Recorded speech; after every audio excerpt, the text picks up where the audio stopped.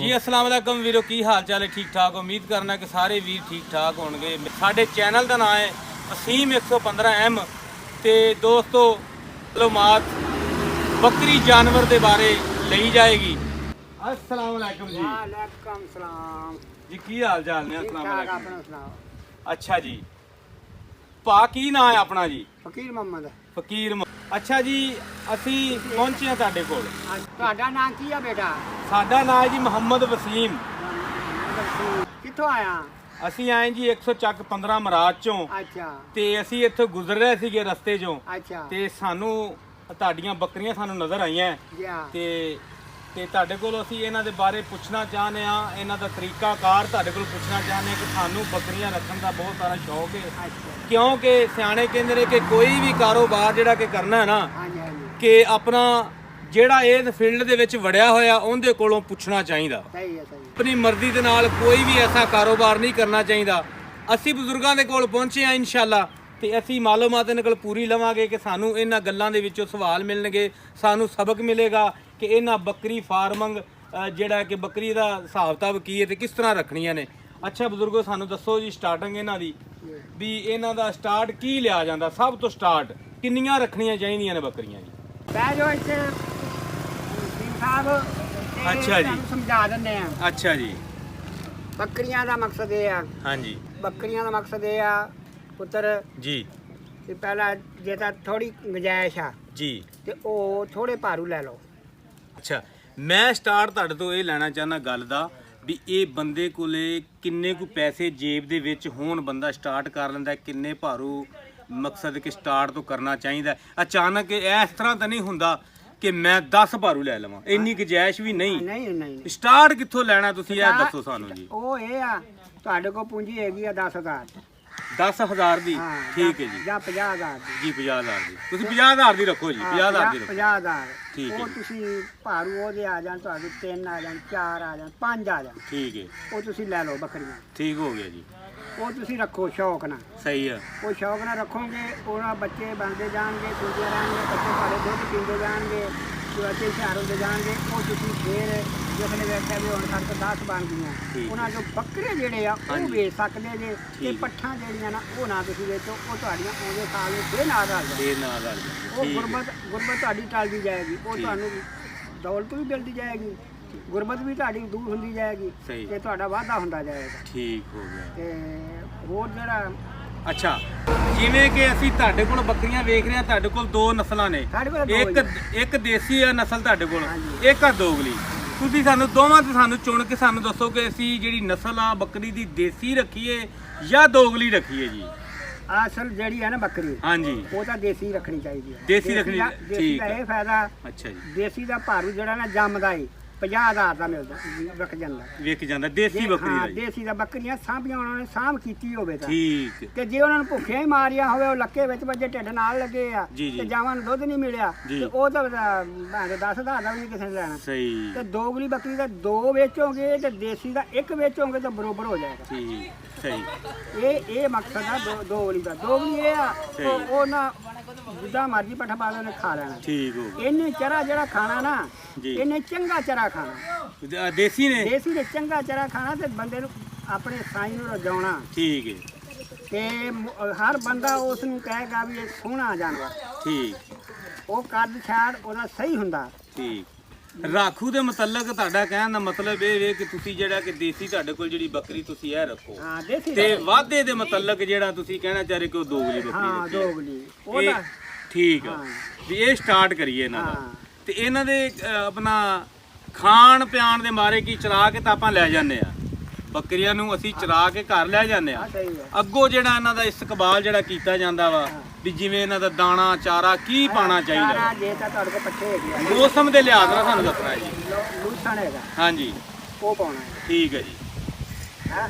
ਲੂਸਣ ਲੂਸਣ ਠੀਕ ਹੈ। ਬਾਕੀ ਜਿਹੜਾ ਸੂਈਆਂ ਬੱਕਰੀਆਂ ਜਾਂ ਤੁਸੀਂ ਉਸ ਤਰ੍ਹਾਂ ਸਾਂਭਦੇ ਪੈ ਜੇ, ਸਹੀ। ਉਹ ਦਾਣਾ ਵੀ ਪੈ ਸਕਦਾ। ਠੀਕ ਹੈ ਆਓ ਤੁਸੀਂ ਸਹੀ। ਰਾਜੀ ਹੋਣਗੀਆਂ, ਦੁੱਧ ਦੇਣਗੀਆਂ, ਫਿਰ ਠੀਕ। ਖਾਲ ਵੀ ਪੈ ਸਕਦੀ।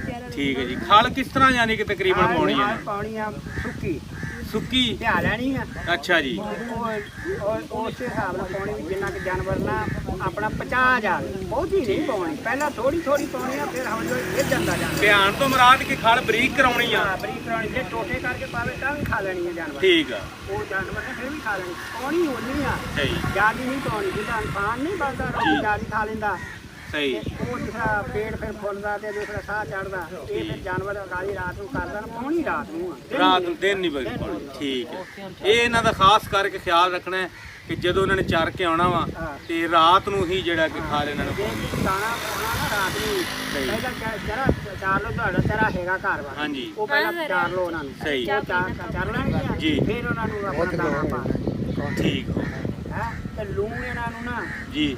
ਬਣਾਇਆ ਹੋਵੇ ਨਮਕ ਨਮਕ, ਹਾਂਜੀ ਉਹਨਾਂ ਨੂੰ ਨਾ ਦੂਜੇ ਤੀਜੇ ਨਾ ਜੀ, ਇੱਕ ਮੁੱਠ ਨਾ ਦੇ ਦਿਓ, ਦੂਸਰੇ ਤੀਸਰੇ ਦਿਨ ਕਿ ਮੁੱਠ ਨਾ ਦੇ ਦਿਓ। ਜਾਂ ਉਹ ਨਾਲ ਬਣਾਈ ਆ ਤੇ ਉਹਦੇ ਵਿੱਚ ਪਾ ਕੇ ਤੇ ਉਹਦੇ ਨਾਲ ਦੇ ਦਿਓ।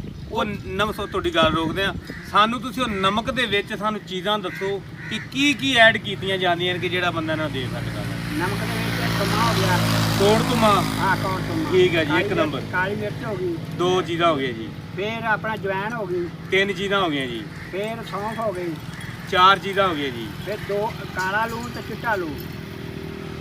ਕਾਲਾ ਲੂਣ ਨਹੀਂ ਹੁੰਦਾ ਤੇ ਚਿੱਟਾ ਕਾਲਾ ਲੂਣ। ਨਮਕ ਯਾਨੀ ਕਿ ਹਾਂ, 4 5 6 ਚੀਜ਼ਾਂ ਹੋ ਗਈਆਂ ਜੀ। ਇਹਨਾਂ- ਸਫੈਦ ਨਮਕ ਔਰ ਕਾਲਾ ਨਮਕ, ਇਹ ਚੀਜ਼ਾਂ ਸਾਰੀਆਂ ਇਹਨਾਂ ਨੂੰ ਗ੍ਰਾਈਂਡ ਕਰ ਲੈਣਾ ਜੀ। ਤਿਆਰ ਕਰ ਲਓ। ਠੀਕ ਹੈ ਜੀ। ਇੱਕ ਤੋਂ ਦੂਸਰੇ ਤੇ ਤੀਸਰੇ ਦਿਨ, ਆਹੋ ਤੀਸਰੇ ਦਿਨ ਹੀ ਹਾਂ, ਤੀਸਰੇ ਦਿਨ ਯਾਨੀ ਕਿ ਦਿਓ। ਇੱਕ ਜਿਹੜੀ ਮੁੱਠ ਆ ਹਾਂ। ਉਹ ਇੱਕ ਇੱਕ ਬੱਕਰੀ ਨੂੰ ਦੇਣੀ, ਜਿੰਨਾ ਉਹਦਾ ਵਜ਼ਨ ਕਿੰਨਾ ਹੋਣਾ ਜੀ, ਨੂੰ ਇੱਕ ਮੁੱਠ ਪੂਰੀ। ਜਿਹੜਾ ਬੱਕਰੀ ਦਾ ਵਜ਼ਨ ਆ ਹਾਂ, ਉਹ ਹੈਗਾ 20 ਸੇਰ, ਹਾਂਜੀ। ਇੱਕ ਦਾ ਮਾਣਾ। ਉਹ ਇਹ ਮਸਲਾ ਕੋਈ ਨਹੀਂ ਹੁੰਦਾ ਕੋਈ। ਅੱਛਾ ਜੀ, ਹਾਂ ਇਹ ਮਸਲਾ ਕੋਈ ਨਹੀਂ। ਨਿੰਮਕ ਜਿਹੜਾ ਨਾ ਇਹ ਹਾਜ਼ਮੇਦਾਰ ਦਾ ਜਿਹੜਾ ਇਨਸਾਨ ਰੋਟੀ ਖਾਂਦਾ ਨਾ, ਆਪਾਂ ਹਾਂਜੀ। ਫੱਕੀ ਖਾਂਦੇ ਆ, ਜੀ, ਜੀ। ਜਿਆਦੀ ਵੀ ਖਾ ਲਈ ਤੇ ਆਪਾਂ ਨੂੰ ਫਾਇਦਾ ਦੇਣਾ, ਅੱਛਾ ਥੋੜੀ ਜੀ। ਖਾਦੀ ਤੇ ਉਹ ਥੋੜਾ ਫਾਇਦਾ ਦੇਣਾ। ਠੀਕ ਹੈ, ਇਹ ਮਕਸਦ ਆਂਦਾ, ਸਹੀ ਹੋ ਗਿਆ, ਉਹ ਮੇਜੇ ਨੂੰ ਸੈੱਟ ਕਰਨਾ ਉਹਨੇ। ਠੀਕ ਹੋ ਗਿਆ।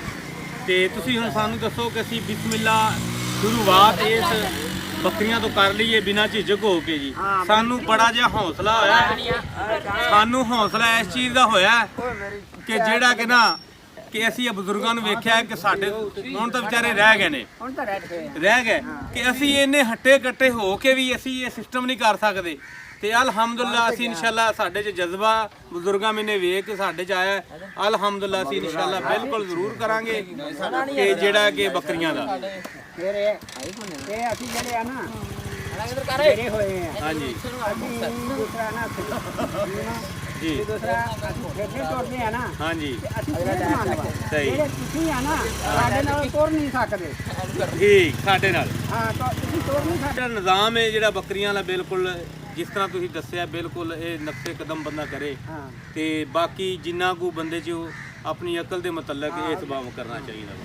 ਠੀਕ ਹੈ। ਇਹ ਨਿੰਮ ਕਢਾਈ ਜਿਹੜਾ ਮਸਾਲਾ ਨਮਕ ਤੋਂ ਪਾਣੀ ਕਿੰਨੀ ਦੇਰ ਬਾਅਦ ਪਾਉਣਾ? ਯਾਨੀ ਸਭਾ ਪੀਣੀ, ਸੁਬਾਹ ਪੀਣਗੀਆਂ? ਰਾਤ ਦਾ ਦਿੱਤਾ ਸੁਭਾ ਪੀਣੀ, ਠੀਕ ਹੋ ਗਿਆ, ਉਸੇ ਵੇਲੇ ਪਾਣੀ ਨਹੀਂ ਪਿਆ।